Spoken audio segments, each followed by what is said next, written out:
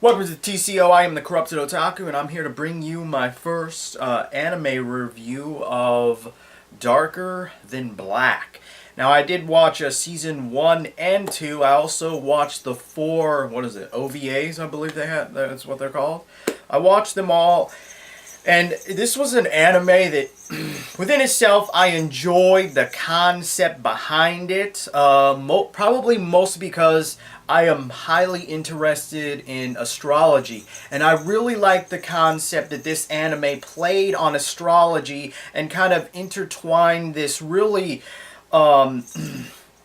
twisted. And when I mean twisted, I don't mean like demented or anything like that. I mean twisted in a more positive way.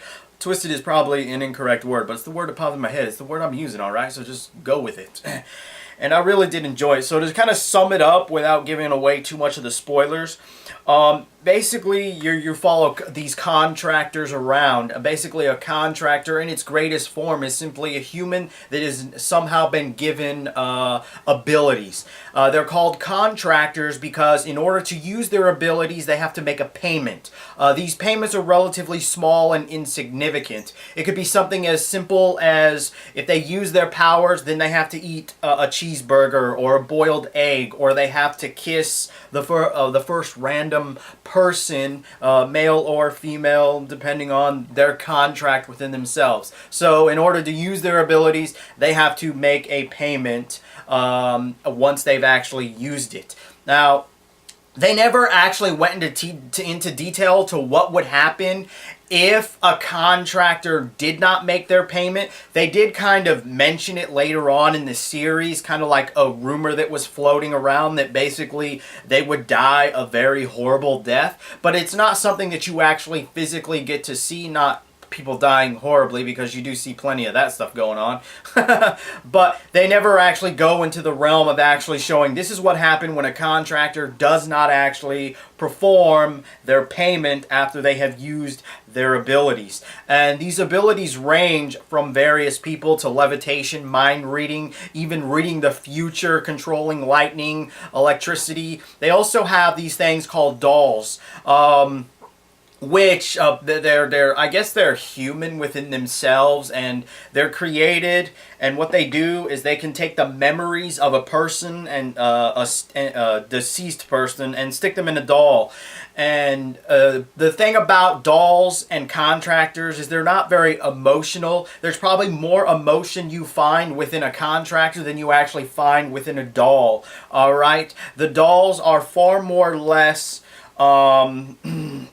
in the realm of voicing their opinion, though this whole thing also shows evolution. It's showing that some contractors are using their emotions, because contractors are not supposed to be thinking with their emotions. So for example, they can easily, like for example, if I became a contractor, yeah, there we go. If I became a contractor, then I would stop all association with my family members, because I would see that as something that is needless. That it makes no sense for me to do that, because it's something that I no longer need to worry and or care about. So you get these kind of situations ranging from children to, married couples that split up because one of them became a contractor. Contractors are feared, but for whatever reason, it's not really like the X-Men where they're actually feared and hated and they go out and they save the world. Humans actually use them. In essence, they somewhat control them to do their dirty work, which doesn't really make sense when you think about it, because they're pretty much, you could say an evolved form of humans, so you think it would be the other way around, but it isn't. So you got this mild tone of racist, I guess you could say, toward the contractors and even some of the dolls. And then the one thing about this anime within itself that I disliked was the complete sporadic idea of an inconsistent story. Alright, overall, I didn't find any real filler episodes. Like, for example, I watched season 1 and I watched episode 25. and it was good. Well, I mean, to me, that was definitely a season finale. And then they start with episode 26, and I'm like, what the hell is this? It like set the tone completely different from everything that you had set before. Completely random. I was slightly lost the first minute or two because I really wasn't sure if this was like a flashback fucking episode or if this is actually taking place after the events or during. And ultimately, I felt episode 26 was completely useless, and I considered it a filler episode. I think they could have easily just ended it at episode 25. It was definitely a good season finale, in my opinion. Episode 26 was completely pointless and really wouldn't have made me want to be like, oh, I can't wait till season 2. Season 2 didn't really do that, with the only exception of the consistency, in the sense that once you get to the end, it's one of those endings where it's like, that is satisfying, but I still have a shit ton of questions because this series has kind of jumped around, introduced certain concepts, but they haven't fully explained it. The OVAs, which I watched all 4 of them, I was actually more irritated and pissed off that I watched them, because it was one of those things to where it was like an incomplete story within itself. They introduced this idea that obviously the OVAs take place after a certain amount of time after season 1 and season 2. And I can't really give too much away because that would be like spoilers. But overall, watching the story that was portrayed within those and the actions and then how it ended, to me it was one of those things to where it was like, well, now this is just irritating. They're doing the exact same thing that they did in the original series, which was, here's a horrible but okay ending that will leave you wanting more, but we may not give you more. So when the OVAs, after I finished watching them, that's the exact same feeling, but it was more like, now I'm just fucking pissed that they did this. It's really fucking irritating when a good anime series is well liked in the Western side, but for whatever reason it doesn't get completed, and it's looking like, unfortunately, that Darker Than Black is going to fit into that category. Now, they do have some mangas, but apparently the mangas haven't actually been published in English, so, and one of the manga series actually apparently is a direct, you know, like 2 years after season 1 and 2, which I was totally stoked when I found that out. And then obviously, yeah, they're only in Japanese because they haven't been brought to the Western side. I'm like, what the fuck, people?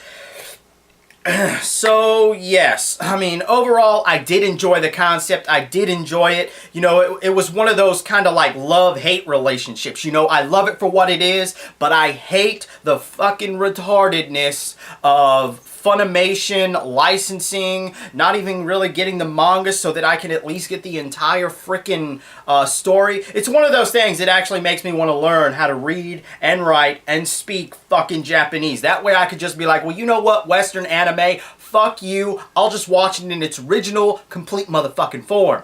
But anyway, yes, to sum this up, I'm going to have to ultimately give Darker Than Black a 3 out of 5. You know, to me it's average. The reason why it's average, because there's no real case in the sense that, you know, it's good if they keep it the way it is, but at the same time it's also too many unanswered questions, so it's not really perfect. It doesn't go above and beyond that that sense of like, you know, not leaving you with questions, which is good if you're actually going to complete it. But this isn't a Western cartoon. This is anime, which is licensed from another place, location, company, and to me it was nothing more than average. Good. I would recommend you to check it out. Maybe check out a few episodes on, I don't know, Netflix, Hulu, or just on the internet. I'm sure you'll be able to find them somewhere. If you like them, you can pick them up on DVD or Blu-ray. Me personally, I did like it enough that I do plan on actually buying it on like Blu-ray, but you know, it's one of those that I'm satisfied